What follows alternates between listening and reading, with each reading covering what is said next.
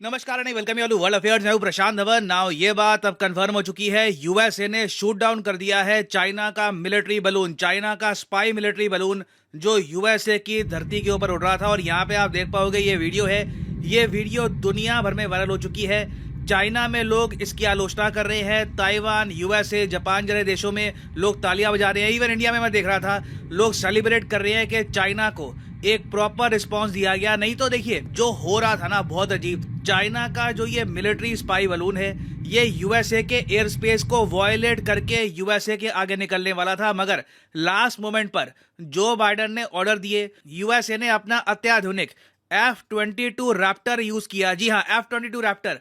देखो ये जो गुब्बारा था, इसको शूट डाउन करने के लिए यूएस आराम से F-16 या कोई जो इनका पुराना फाइटर जेट है वो भी यूज कर सकते थे, मगर इन्होंने आप कह लीजिए एक मैसेज सेंड किया है चाइना को, अपना सबसे advanced, one of their most advanced fighter jet use करके। और मिसाइल भी आप देखो कौन सा इस्तेमाल किया गया है यहाँ पर, AIM-9X साइडवाइंडर। ये मिसाइल यूजुअली बड़े टारगेट्स के लिए होता है। मान लो कोई ट्रांसपोर्ट एयरक्राफ्ट वगैरह हो, वो आपको डिस्ट्रॉय करना है, तो एक बलून को डिस्ट्रॉय करने के लिए यूएसए ने जब ये इतना बड़ा तामझाम इस्तेमाल किया, तो इससे ये बात क्लियर हो जाती है कि यूएसए ने सिर्फ चाइना का बलून डिस्ट्रॉय नहीं किया, इन्होंने एक मैसेज सेंड किया है चाइना को कि अपनी लिमिट्स में रहिए। दूसरे कंट्री की टेरिटोरियल इंटेग्रिटी अगर आप रिस्पेक्ट नहीं करेंगे तो ऐसा रिस्पॉन्स आपको मिलेगा ना। ऑब्वियस सी बात है, चाइना ये सब देखकर बहुत गुस्सा है। चाइना ने आलोचना करी है यूएसए के डिसीजन की। और देखो ये लोग कह रहे हैं, चाइना का कहना यह है कि यूएसए की सरकार पे इनकी पब्लिक ने बहुत ज़्यादा दबाव डाल दिया था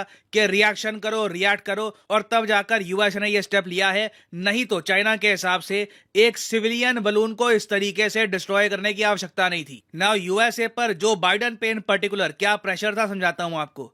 जो ये देखो चाइना बलून इंसिडेंट है, जिस पर बाय द वे मैं वीडियो बना चुका हूं, ये शुरू हुआ था जनवरी 28 को और खत्म हो गया 4 फरवरी को।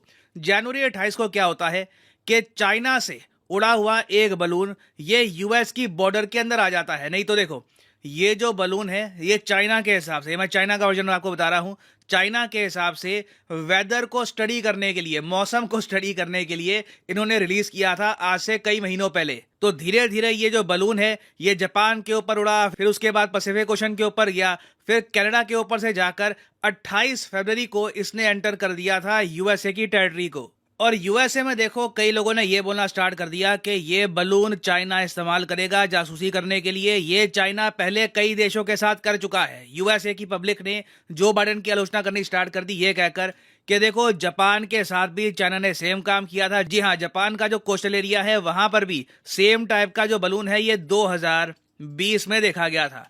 उसके पहले ताइवान में भी आप देखो फरवरी 2022 में ऐसा बलून देखा गया है।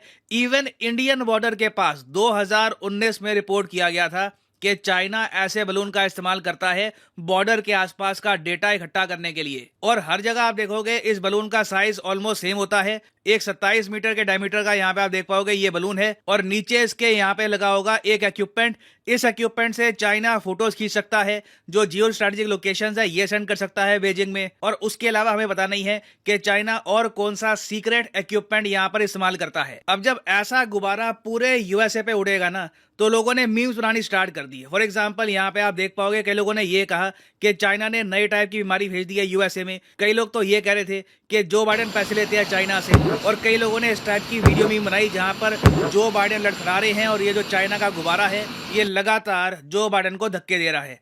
तो कहीं ना कहीं देखिए जो बाइडेन की जो इमेज थी ये यूएसए में लगातार गिरती जा रही थी। लोग आलोचना कर रहे थे जो बाइडेन की, लोग कह रहे थे कि कुछ रिस्पांस तो दो, हम वर्ल्ड पावर है, सुपर पावर है, हमारा मिलिट्री बजट $780 बिलियन, चाइना का मिलिट्री बजट अभी 300 के आसपास नहीं पहुंचा, हम क्या ऐसे बुली हो जाएंगे। और याद रखिएगा यूएसए में जो चुनाव हैं ये भी 2024 में स्टार्ट हो जाएंगे।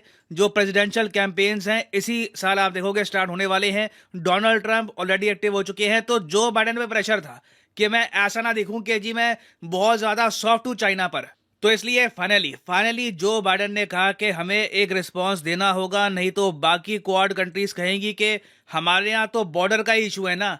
यूएसए की तो पूरे मैप के ऊपर चाइना एक स्पाई बलून उड़ाता है। यूएसए खुद कहता है कि ये हमारी वायलेशन हुई है हमारे एयर स्पेस की। चाइना भी कहता है कि हाँ हम मानते हैं वायलेशन हुआ है। मगर ये हमारा करने का मकसद नहीं था, ये गलती से वायलेट हो गया आपका एयर स्पेस। तो इतनी सारी चीजें अगर यूएसए के साथ हो जाएगी तो बाकी कंट्रीज चाइना के सामने झुक जाएंगी।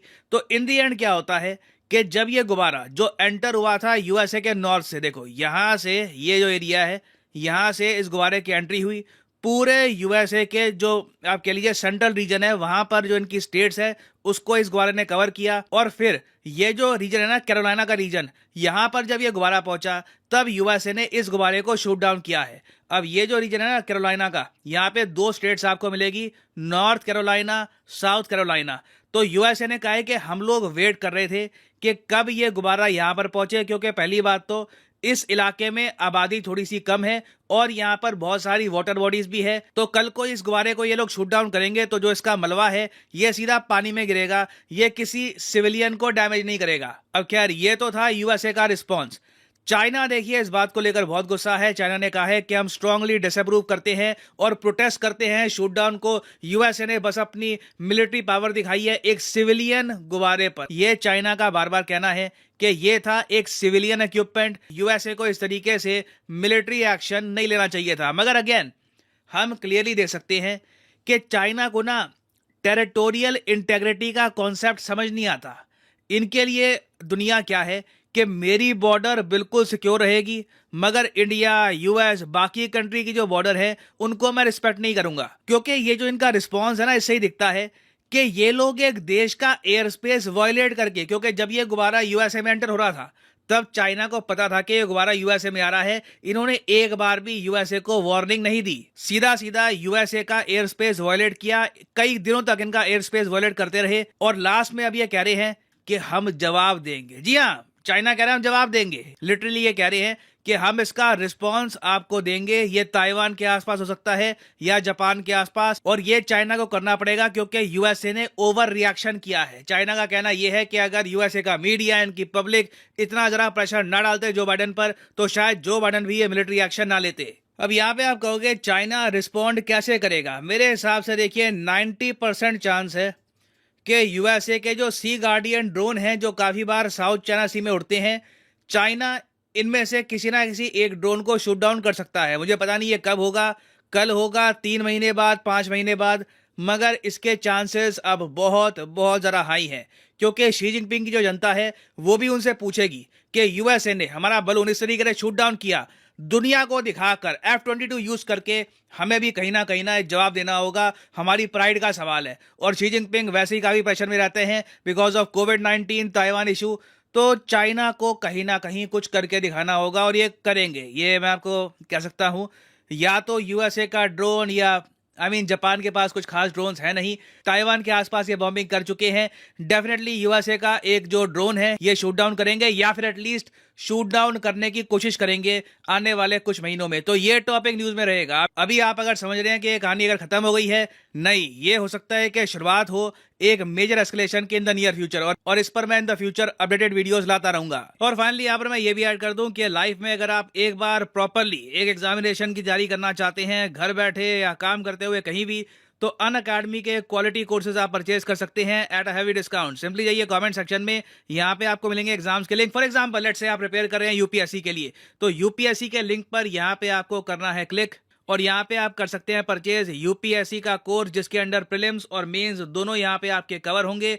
अगर आप चाहते हैं कि सिर्फ 3 महीने का कोर्स परचेज करना है या 6 महीने का फॉर द प्रीलिम्स, ये भी आप कर सकते हैं परचेज। मगर जो प्राइसेस यहाँ पर लिखे हैं ये कभी भी पे मत कर देना, सिंपली कोड यूज करो PD10 और अपने आप प्राइसेस गिरने स्टार्ट हो जाएंगे। You will be able to save a lot of money, so use the code PD10 and save money. So इसी नोट के साथ ये है वीडियो का अंत। Thank you for listening and as always God bless you all.